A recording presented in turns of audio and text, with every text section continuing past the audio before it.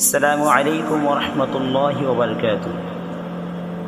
আজকে আমরা যে বিষয়টা আলোচনা করব সেটা হচ্ছে কোন মানুষ সফল আর কোন মানুষ বিফল। সফলতার জন্য তো আমরা প্রতিটা মানুষই দৌড়াদৌড়ি করি, ছোটাছুটি করতে থাকি।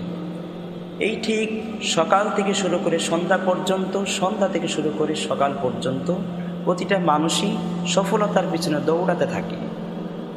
আসলে সফলতা কোন পথে রয়েছে?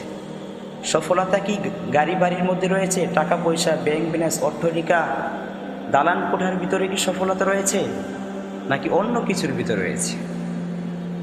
তো রব্বি কারীম পবিত্র কোরআনুল কারীমের ভিতরে ইরশাদ করেন, কুল্লু নাফসিন যায়িকাতুল মাউত ওয়া ইন্নামা তুওয়াফাউনা উজুরাকুম ইয়াওমাল কিয়ামাহ ফামান যুহজিহা আনিন নার ওয়া উদখিলাল জান্নাতা ফাকাদ ফাজ ওয়ামাল হায়াতুদ দুনিয়া ইল্লা মাতাউল গুরুর।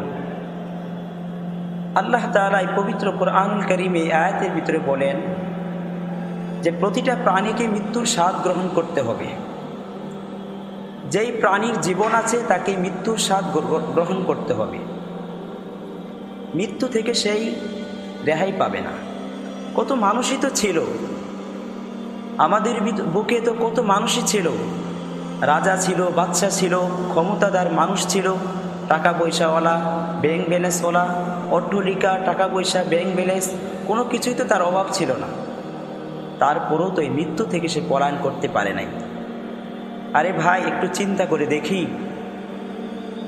আবু জেহেল, উতবা, সাইবা, ফেরাউন, হামান, কামান, তাদের তো অনেক শক্তি ছিল, অনেক শক্তি ছিল, অনেক ক্ষমতা ছিল, অনেক দাপট ছিল, অনেক হুঙ্কার ছিল। এতটা সত্ত্বেও তো তাদেরকে মৃত্যু থেকে তারা রেহাই পেতে পারেনি। সুতরাং আমি আপনি কিসের বড়াই করি? আমি আপনার কিসের আশায় আছি যে আমাদেরকে মৃত্যু থেকে রেহাই পেয়ে যাব? আমরা তো কখনো মৃত্যু থেকে রেহাই পাবো না। সুতরাং আমাদেরকে মৃত্যুর প্রস্তুতি নিতে হবে। কিভাবে প্রস্তুতি নিতে হবে? আল্লাহ রাব্বুল আলামিন বলেন যে প্রতিটা মানুষকে মৃত্যুর স্বাদ গ্রহণ করতে হবে। এই মৃত্যুর স্বাদ গ্রহণ করার পর প্রতিটা মানুষকে আবার পুরোপুরি প্রতিদান দিয়ে দেওয়া হবে।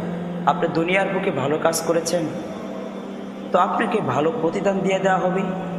আপনি মন্দ কাজ করেছেন তো আপনাকে মন্দ প্রতিদান দিয়ে দেওয়া হবে। ধরেন আপনি দুনিয়ার বুকে কোরআনের সাথে সম্পর্ক রেখেছেন, উলামায়ে কেরামদের সাথে সম্পর্ক রেখেছেন, কোরআন ওয়ালাদের সাথে সম্পর্ক রেখেছেন, হক্কানি উলামা